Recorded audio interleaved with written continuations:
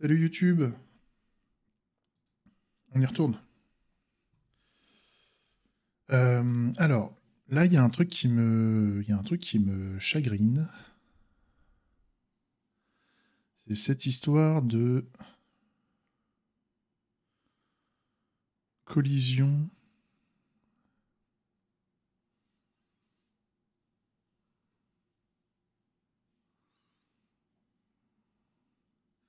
C'est cette histoire de fait qu'on n'a pas de joueurs affectés au match alors que normalement si.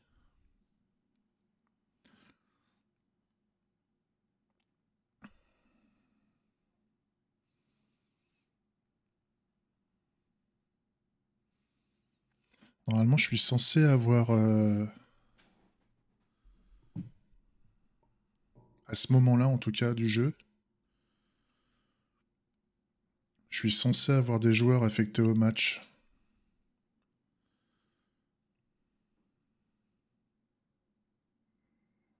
À moins que j'ai des problèmes de compilation que j'ai pas vus.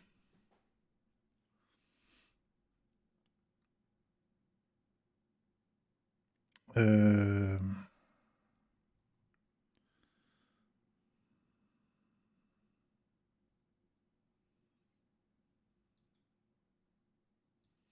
Parce que là, normalement, lors du join, pardon, là, on parle du lobby.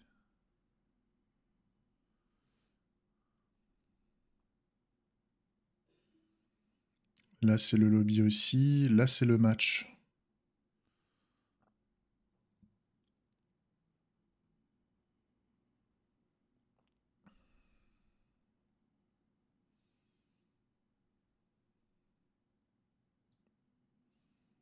Alors, attends. On va être un peu plus précis, là.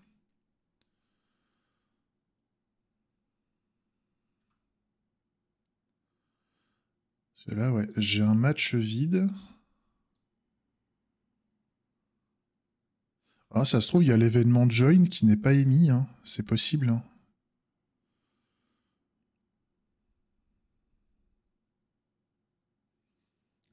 Alors, je sais plus où est-ce que je le faisais. Je pense que ça doit être le register ou un truc comme ça. Il y a un register player on match, un truc comme ça que je dois faire. Et si ça se trouve, l'événement join n'est pas.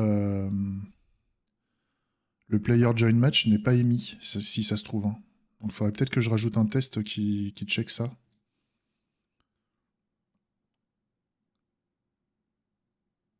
Parce que là, je teste bien que j'ai un match et derrière j'ai un joueur A. Et ensuite derrière,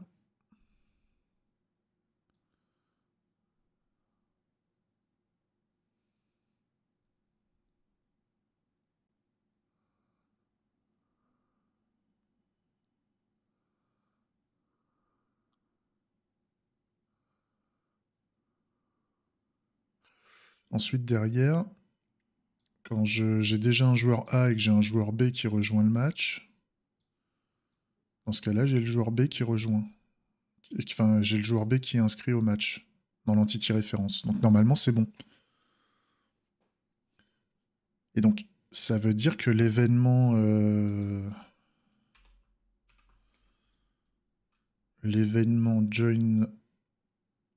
join match event, il est peut-être pas utilisé.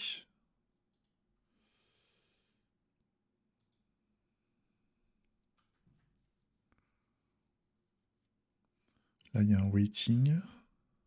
Au niveau du waiting area system, au niveau du waiting spec, à un moment, je fais un join. Je fais un player join match. Donc ça, c'est...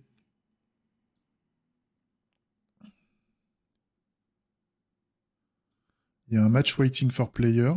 C'est le match waiting for player, c'est-à-dire, je refais. Quand on crée le match, il y a un processus de préparation du match qui va créer la grille, qui va créer le robot, la tour de chaque joueur. Grosso modo, ça prépare le plateau de jeu, d'accord? Quand on a un appel de création de match, et une fois que c'est fait,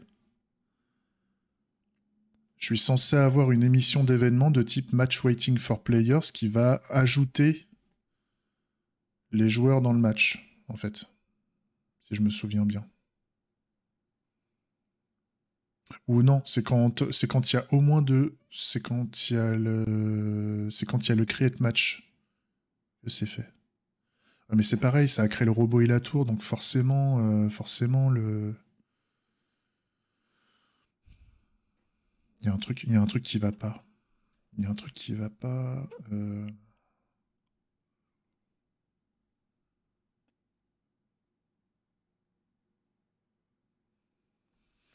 Au niveau du collision system, je devrais pas avoir ce problème. Ça doit venir forcément avant.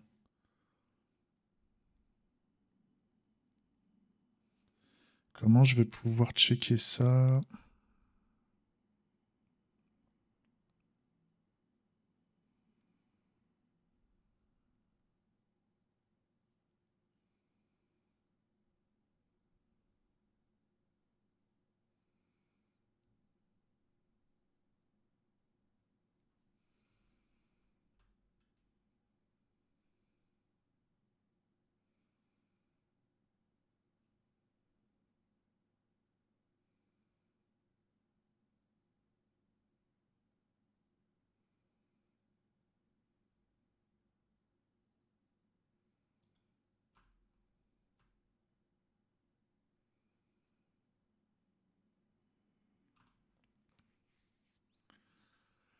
Ce qui serait intéressant par rapport à... Parce que là, j'ai tellement d'événements, je vais jamais le retrouver, là. Surtout avec la création des 12 000 cellules et compagnie, là.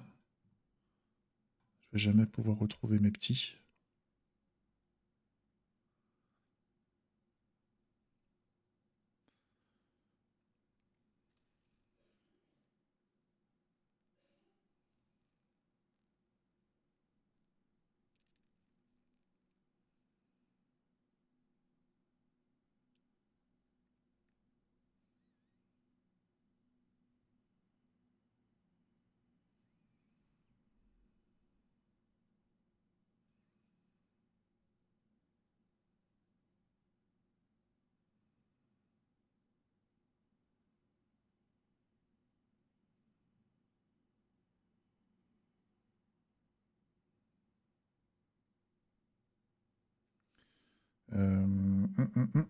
Je suis en train de réfléchir, hein. Je suis en train de réfléchir où est-ce que je peux trouver ce truc.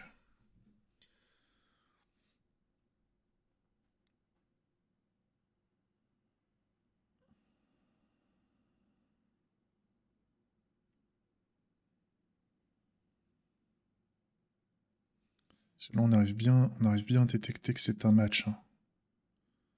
Ce genre d'erreur, là, le retrieve référence, il chope... je vais regarder. Le composant entity référence, il est là. Le retrieve référence, si jamais il existe, et je fournis l'entity type. Donc on détecte bien quand même que c'est un... Il y a l'entity référence de type match dessus, mais par contre on n'a pas mis les joueurs, on n'a pas enregistré les joueurs. Donc c'est comme s'il manquait un événement.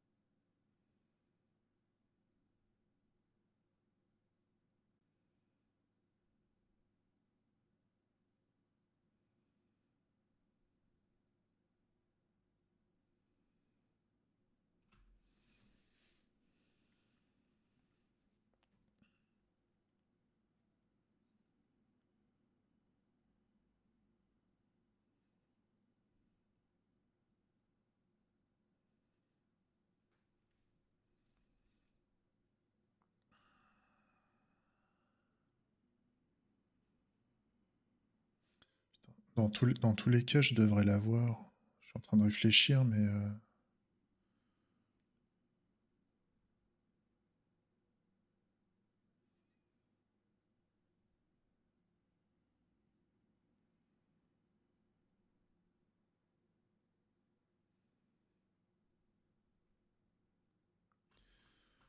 À quel moment on utilise le retrieve référence?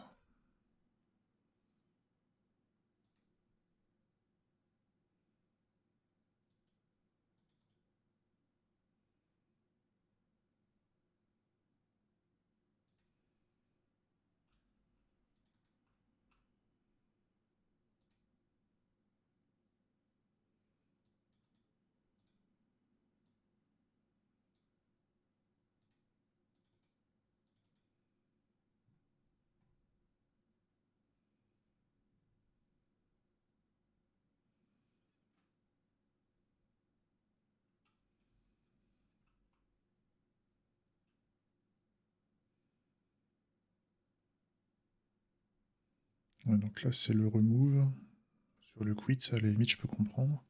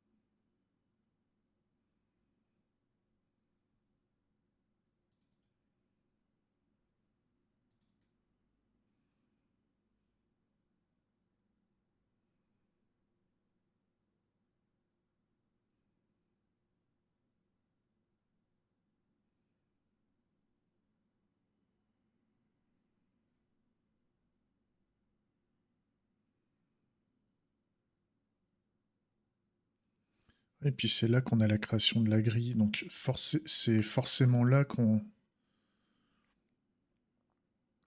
Forcément on a rajouté le...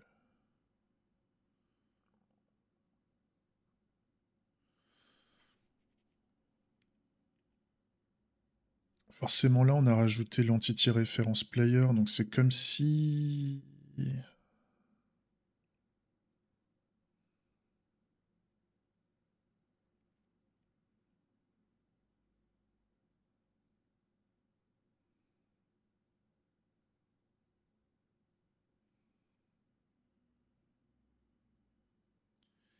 Ah, attends. J'ai... Parce que là je fais un retrieve référence, je rajoute le joueur. Le truc c'est est-ce que le composant est mis à jour à ce moment-là?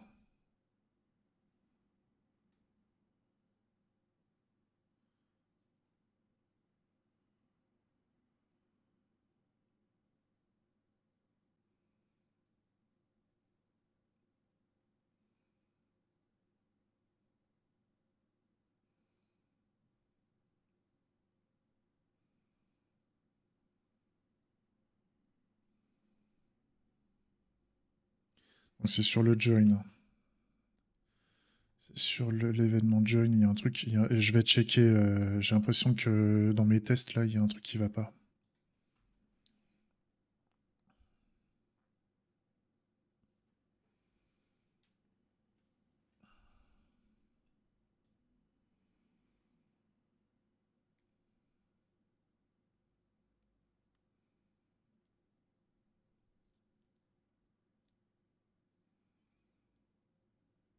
Bah, si, pourtant, là, on voit bien le. C'est quoi le message d'erreur? Si, c'est bien.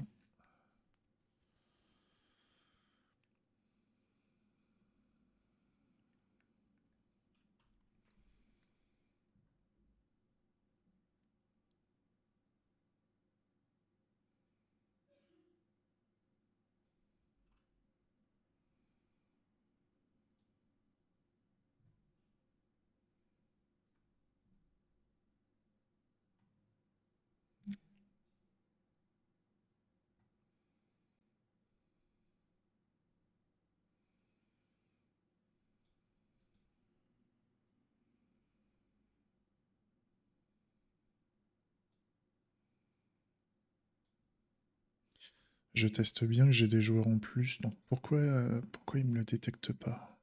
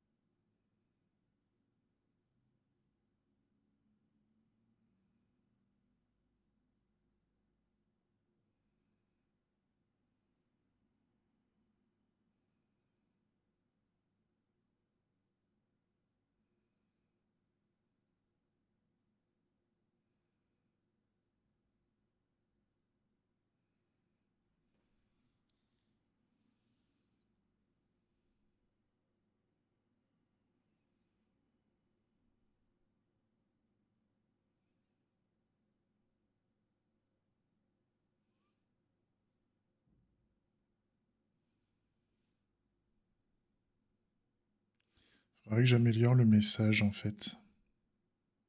Je vais essayer de faire ça pour m'aider parce que là, au niveau du débugage, je sais pas où j'en suis. Je sais pas si ça se trouve, on a une couille dans la logique qui récupère pas la bonne entité.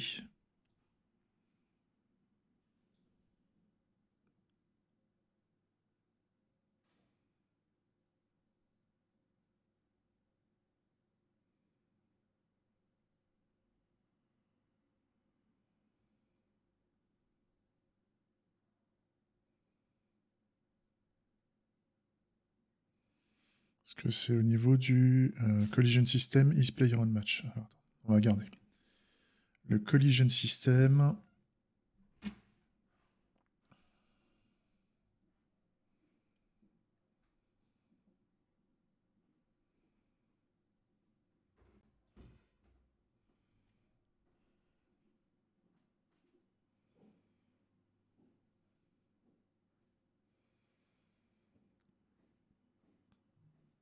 À la limite, oui, à la limite, ce qu'il faudrait que je... Parce que là, en fait, on me prend le match. Ouais, parce que là, j'ai le match ID. Je chope la grille.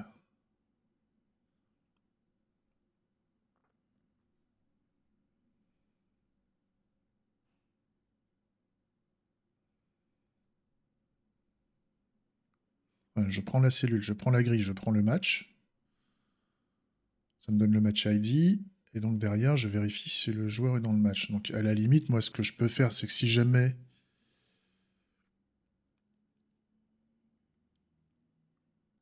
Ouais, non, puis je chope le match ID directement. Donc je m'attends à avoir le bon match. Donc c'était pas comme si je récupérais les différents matchs possibles.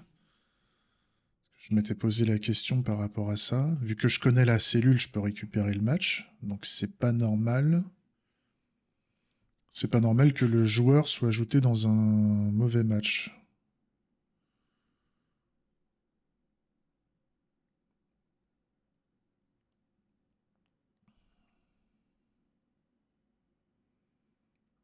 Alors si ça se trouve, je me trompe avant et je fournis le mauvais ID quand je génère.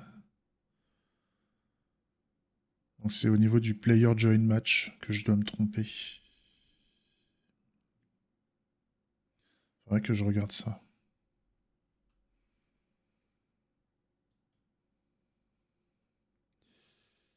Alors, le join.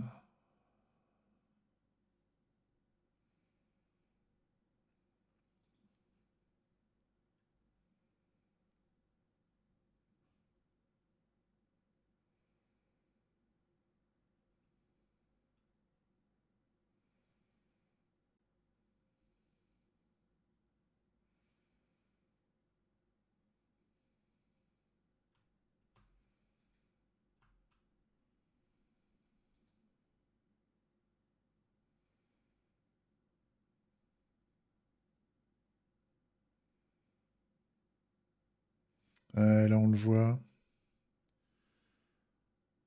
Là, je fais un player join match event avec le match lobby. C'est pas bon. C'est pas bon ça. Pourquoi je mets le match lobby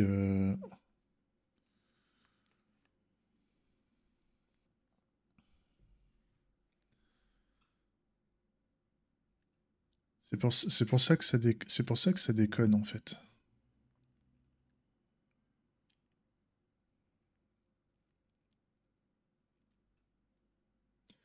Donc c'est au niveau donc c'est au niveau de mes tests de join. Il y a un truc qui va pas au niveau de mes tests de join en fait. Je pense.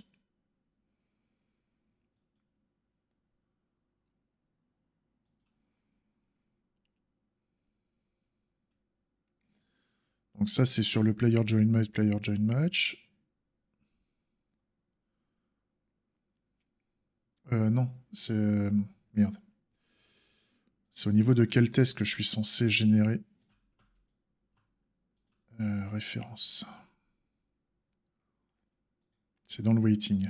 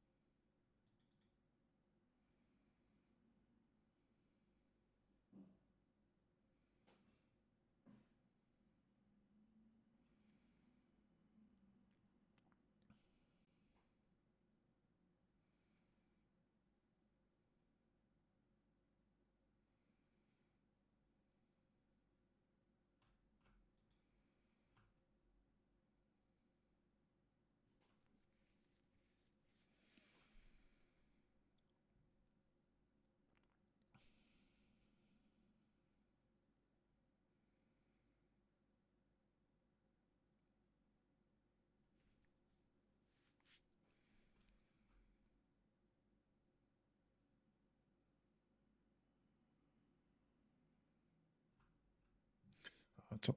Je l'avais vu là, il y avait un truc qui allait pas. On and off player. Ah oui, d'accord. Ok, je m'étais trompé là.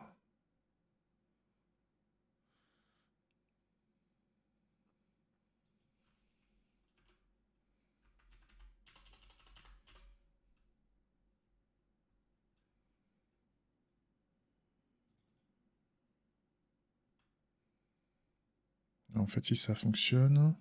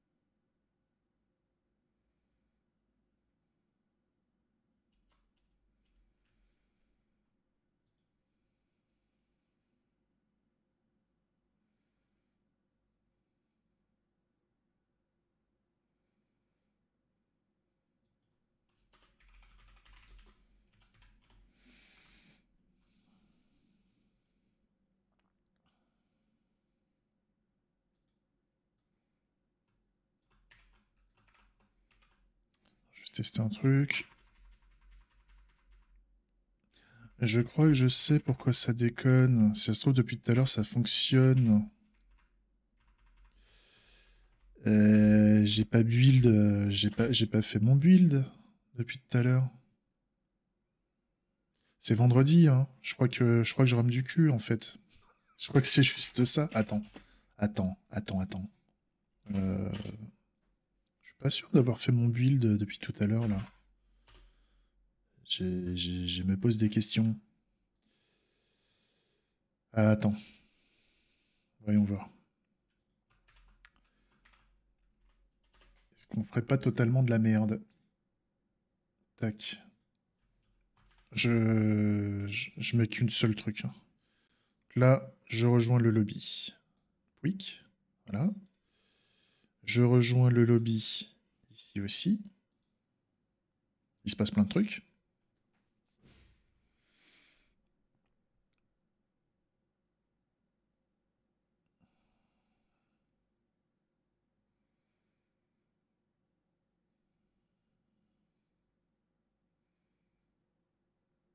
Voilà, donc là, on voit que ça pulse au niveau,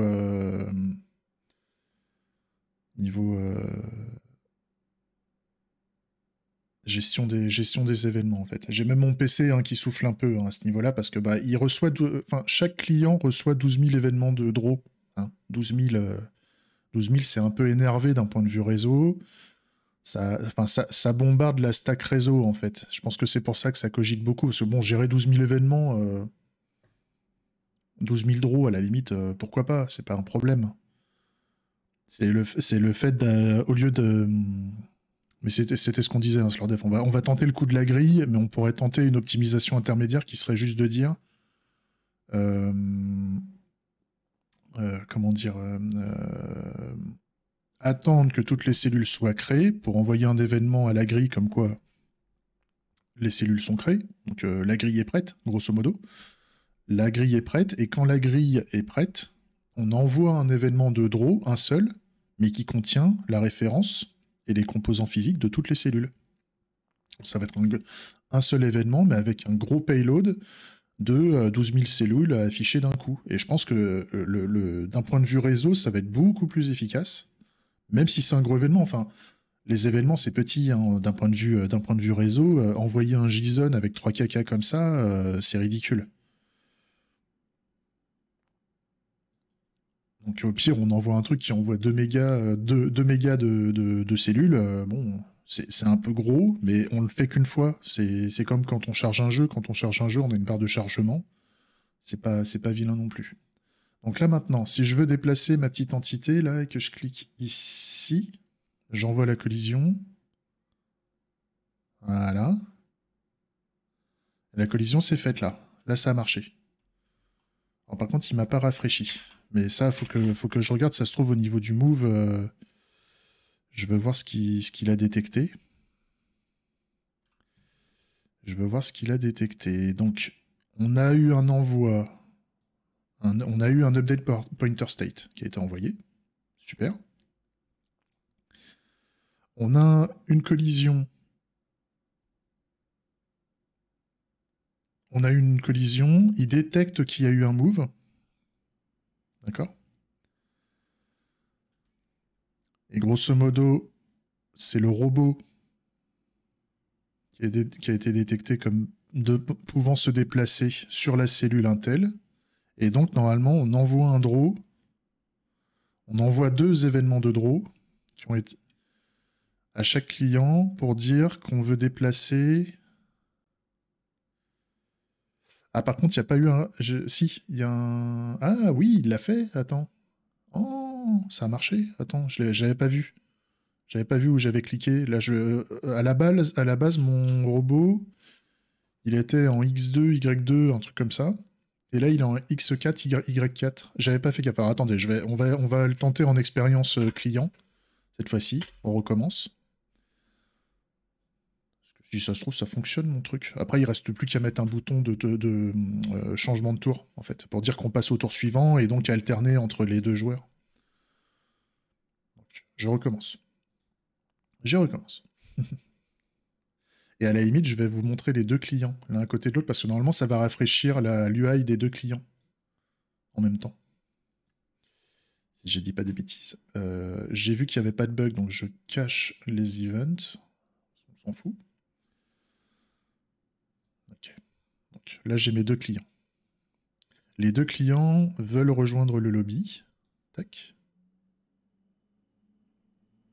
Par contre, j'ai l'impression que des fois, ça marche pas bien. Là, il y a eu un update pointer state. Il n'a pas détecté. En fait, là, au niveau du clic, il n'a pas détecté qu'il y avait une collision. C'est bizarre. À la limite, je vais retenter. Ça se trouve, j'ai mal fait.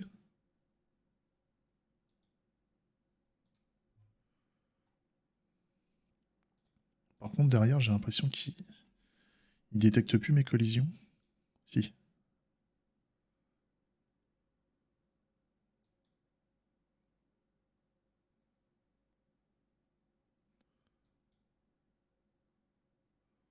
Ah, là, c'est bizarre. Alors, il doit y avoir un problème de...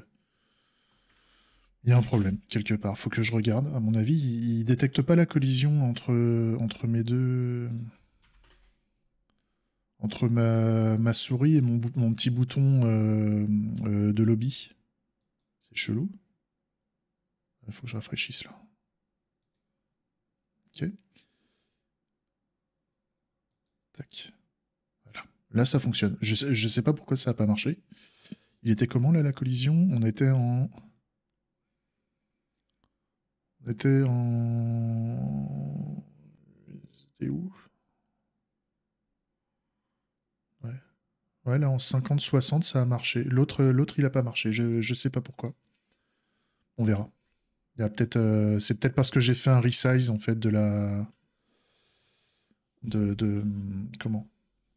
J'ai fait un resize de la fenêtre et peut-être la mise à jour de la taille relative absolue, machin, ça a peut-être déconné un peu. Il y a peut-être un petit bug au niveau gestion graphique par rapport à ça. On verra après. Là, il y a les créations de cellules, normalement, qui sont en train de se faire. Il faut que je descende, là.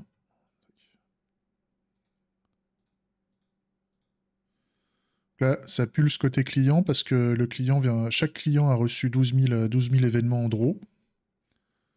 Donc, il faut le temps que... Il faut le temps que le PC encaisse, quoi. Voilà. C'est en train de se faire. Donc là, le souci... Voilà. Donc là, j'ai mes... Pareil, hein, au niveau de l'affichage, on sent qu'il y a il y a encore une petite amélioration à faire. Hein. C'est pas dingue là sur l'affichage du bas, ça mange un peu. Il y a encore des axes d'optimisation. On s'en occupera. Alors, là, on voit, alors c'est petit, hein, mais on voit que le vert et le rouge là-haut, là, ils sont collés, en fait, en diagonale. Si je clique à cet endroit-là,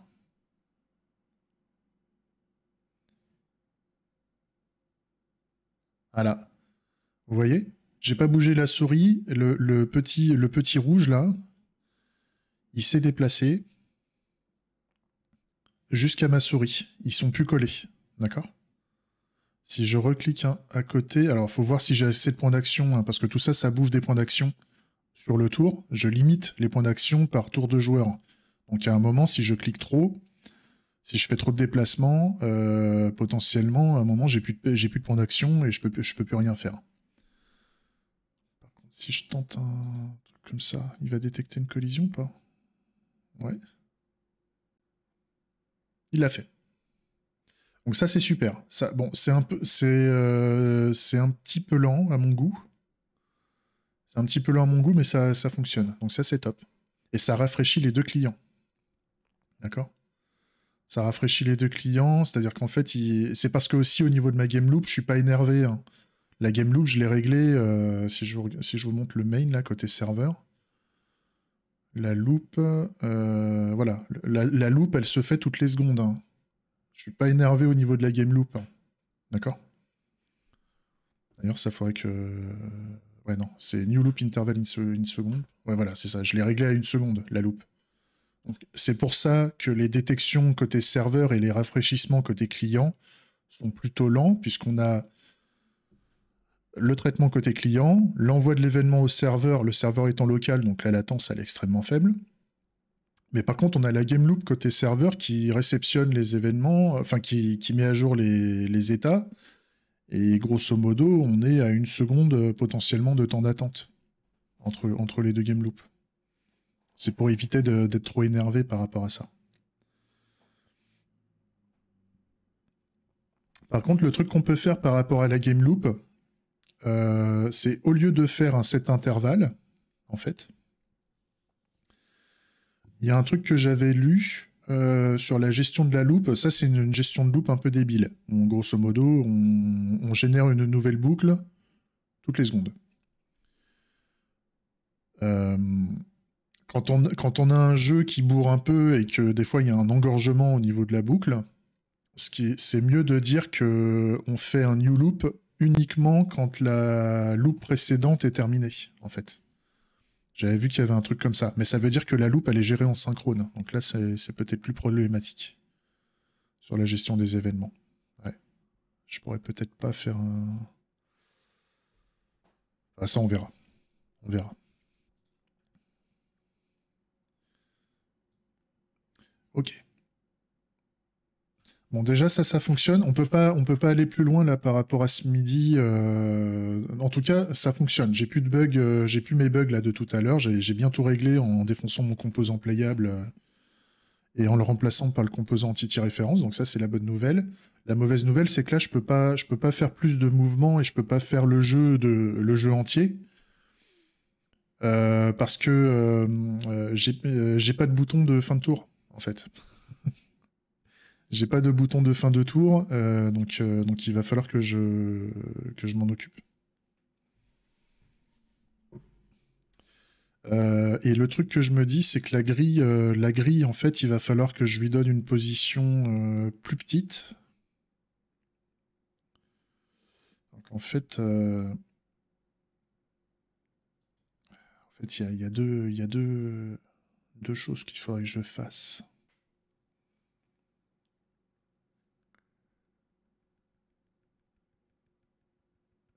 Faut que je fasse une optimisation de la grille, hein, parce que là, pour le moment, faut que je vous montre. Pour le moment...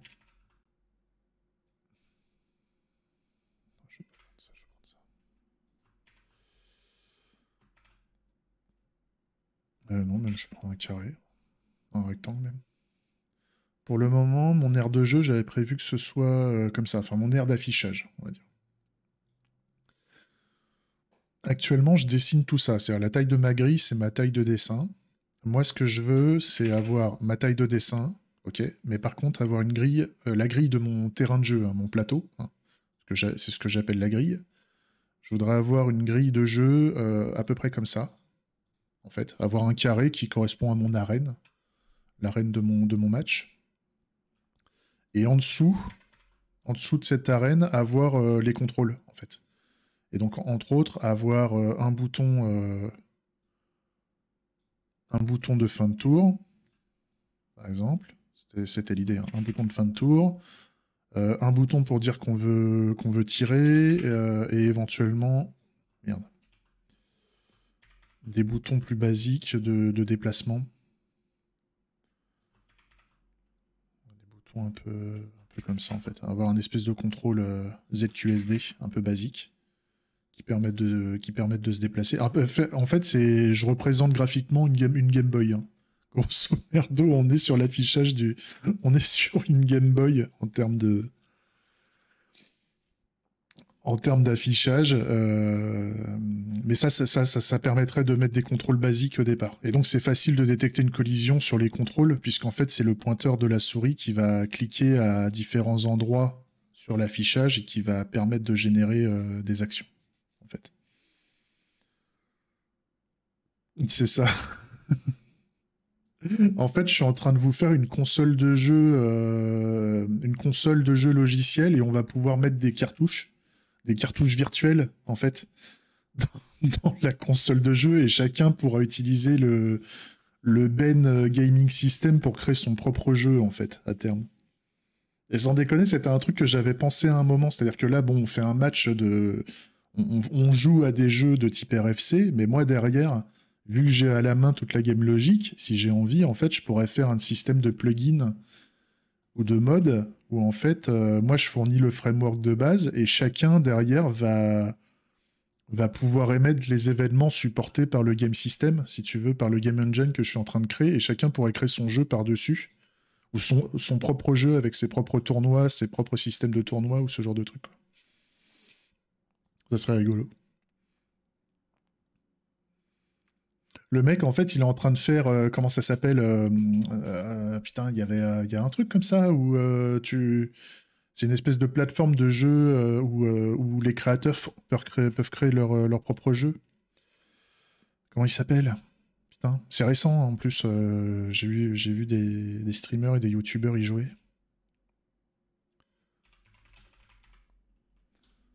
Putain, comment ça s'appelle?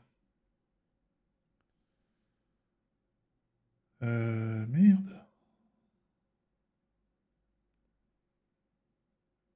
Non, c'est pas Stadia. Putain, je connais que ça. Bah, j'ai jamais joué d'ailleurs, mais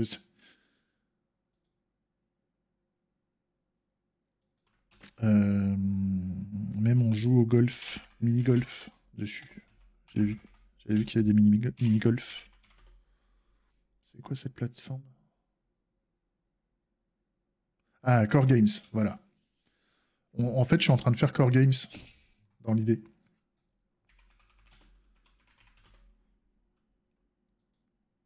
Ouais, c'est ça, c'était Core Games. Oula, ça part Core Games. J'ai l'impression que ça part en mode, ça part en mode, comment ça s'appelle putain, pareil, je connais que lui. En mode Battle Royale, là, comment il s'appelle Battle Royale Games Fortnite. Ça ressemble beaucoup à Fortnite maintenant, j'ai l'impression. Les styles graphiques enfin, en tout cas, ils font d'un point de vue marketing, on voit que Core Games, ça fait très Fortnite, en fait. Quand on regarde.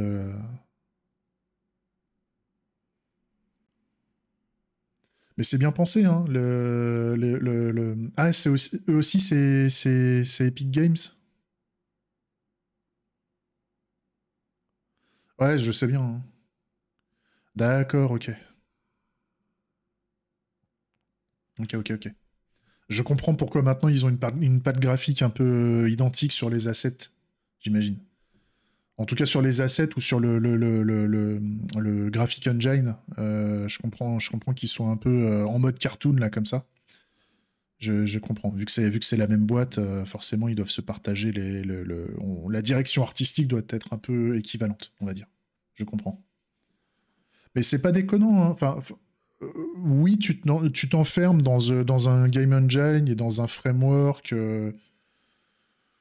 De Core Games, mais par contre, ce qui est bien, c'est que t'as toute la plateforme multijoueur qui est là, t'as tout l'outillage. Moi, j'ai regardé vite fait la documentation, j'ai pas mis la main dedans, mais j'ai regardé un peu le concept de comment la philosophie. Je trouve que la philosophie est intéressante parce qu'en plus, t'as une notion de hub.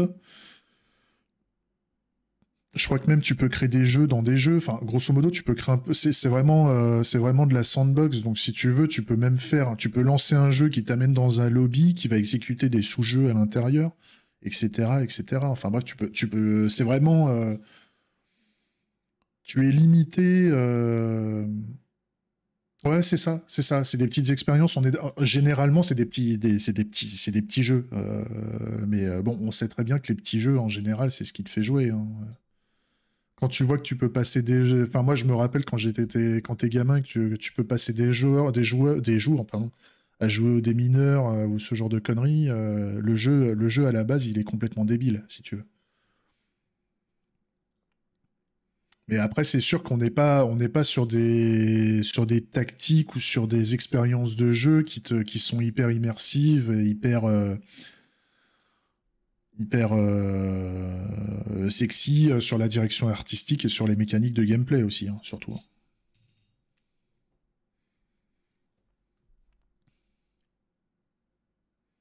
Mais c'est marrant, en fait, plus le temps passe, plus je suis en train de cogiter au système de jeu, plus je me rends compte qu'une fois que t'es... Enfin, plus je me rends compte de comment fonctionnent les jeux d'une manière générale et les vieux jeux auxquels je jouais, je pense au RPG au tour par tour, je pense à Fallout par exemple, Fallout ou un Baldur's Gate ou un truc comme ça, comment les mecs ils ont intégré, comment les mecs ils ont lu les règles Donjons et Dragons par exemple pour intégrer le système Donjons et Dragons dans la mécanique de jeu, dans la game logique en fait et tout ça. On se rend compte qu'en fait c'est un boulot énorme, hein, bien entendu, il faut pas déconner. Mais en fait, ça se fait. On se rend compte que ça se fait, en fait. Je trouve ça génial, quoi. Par contre, c'est sûr que tout seul, t'es vachement limité, quoi. Quand tu vois que les mecs, mais même les petits studios indépendants, les mecs qui bossent à deux gars, à deux, trois gars, tu peux pas faire. Enfin, ou en tout cas, c'est hyper compliqué où il faut être vraiment très très bon, très très efficace pour pouvoir créer un jeu extrêmement riche, quoi. Moi, je vois, ça fait quoi Enfin, après, tu me diras, je bosse 2 jours par semaine, donc c'est pas comme si j'étais à temps plein sur le jeu. Mais tu vois que ça fait à peu près 6 mois que je suis dessus. Au bout de 6 mois, on a ce genre de, on a ça, quoi. Au bout de 6 mois, on a ça, donc forcément. Mais bon, c'est pas 6 mois à temps plein, donc c'est pareil. Et puis je suis pareil, je crunche pas comme un bourrin. Je me fais des journées de entre 5 et 7 heures de dev en général, plus les discussions, plus machin. Donc forcément si tu te mets à comparer à la capacité de développement des autres équipes ou des autres studios, tu te dis la montagne est encore très... Il y a encore beaucoup comment tu es encore au bas de la montagne, tu vois, quand tu vois la masse de boulot à faire pour... euh, je dirais pas aller à un jeu fini, parce que pour moi, j'en avais déjà parlé, j'ai du mal à faire des jeux finis dans ma tête. J'adore le développement itératif, donc atteindre un jeu fini, pour moi, ça me frustrerait trop de pas pouvoir améliorer le jeu tout le temps, en fait. Je serais frustré à un moment, ou peut-être qu'à un moment, ça va me saouler et je passerai sur autre chose. Mais, euh, mais c'est compliqué, quoi. C'est compliqué. Mais je comprends, parce que j'avais un exemple quand j'écoutais Gags discuter de... Parce que lui, ça faisait un moment qu'il bossait plus dans le monde du jeu, enfin en tout cas, il avait pas de boulot dans le monde du jeu, et du fait d'avoir fait de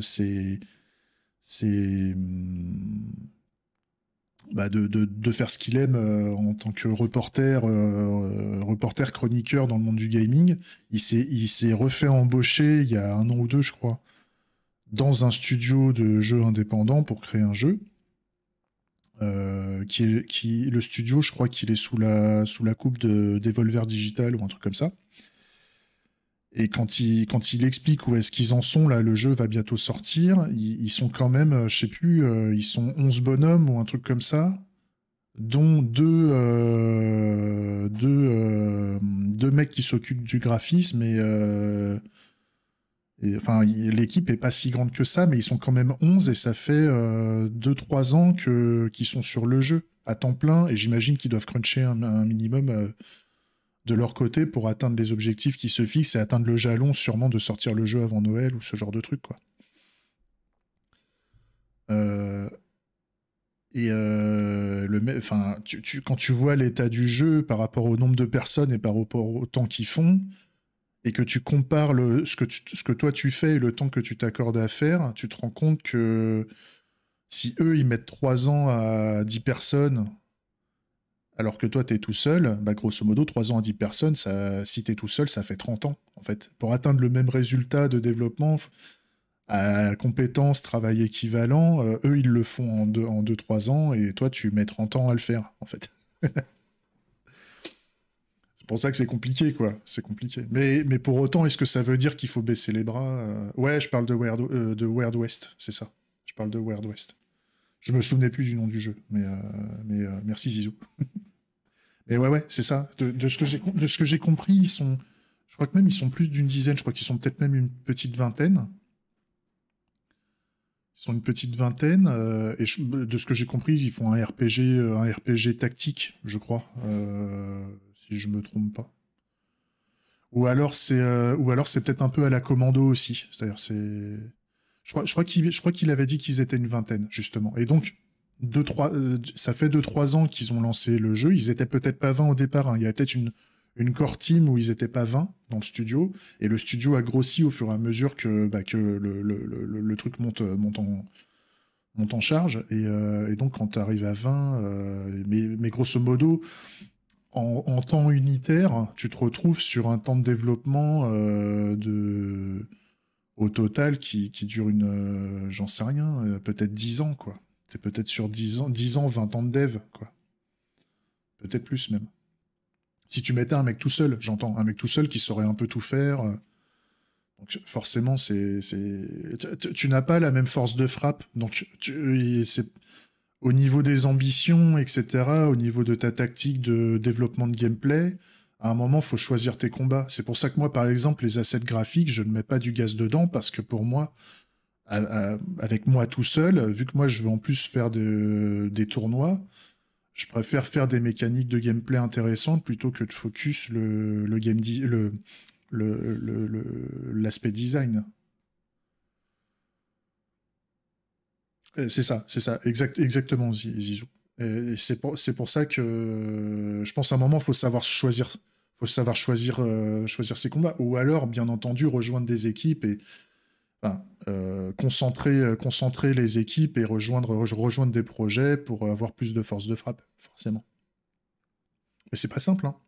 Et puis, et à côté, t'as les petites licornes hyper sexy du type, tu prends un Minecraft où le mec au début il était tout seul, mais de toute façon, à partir du moment où Minecraft a comme, faut pas croire que le mec a été tout seul tout le temps. Le mec, c'est le concept initial qui faisait 3 caca qui était quand même assez buggé, etc. Moi, je me rappelle, hein, j'avais démarré Minecraft au moment où ça commençait à se connaître. Le jeu était pas si fourni que ça au départ, en fait, hein.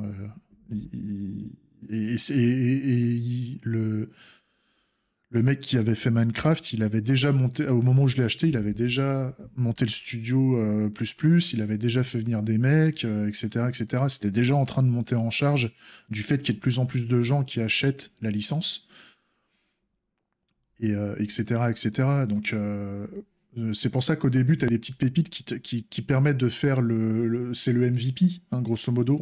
T'as le jeu, t'as le concept, t'as le concept game initial qui est pas forcément totalement poncé, c'est-à-dire il est pas forcément nickel, il est pas forcément fini, il manque du gameplay, les assets graphiques c'est dégueulasse, etc., etc. Mais par contre, si le concept plaît derrière, bah, les gens vont potentiellement acheter des licences, etc., etc., quoi. Ouais, pas de problème, sans dev. Bah, de toute façon, moi, j'avais prévu d'arrêter là. J'avais prévu d'arrêter pour ce midi et de reprendre tout à l'heure. Parce que là, j'ai des trucs à voir, là, justement. Je vais regarder cette histoire de grille et tout, là, pour optimiser un petit peu. Et puis, il faut que je fasse un bouton de changement de tour. Euh, Enfin, voilà. Et ben on arrête là pour ce midi. Et puis bah, à tout à l'heure. Et des bisous, YouTube. Ciao.